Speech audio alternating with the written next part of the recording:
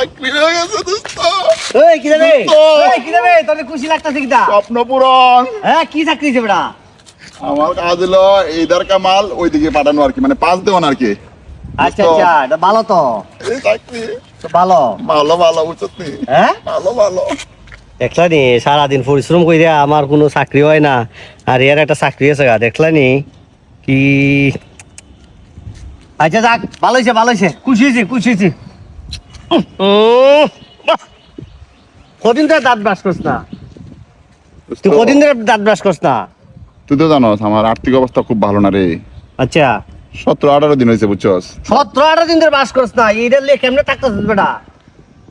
ইয়া আচ্ছা যাক তুই চিন্তা করিস না, আমি তোর দোস্ত আছি না, আমি তোর একটা ব্রাশ লিয়ে দিছি, তুই এখানে দাঁড়া 1 মিনিট দাঁড়া 1 মিনিট যাস, আমি ওই সামনের দোকান থেকে একটা ব্রাশ নিয়ে আসতেছি যা।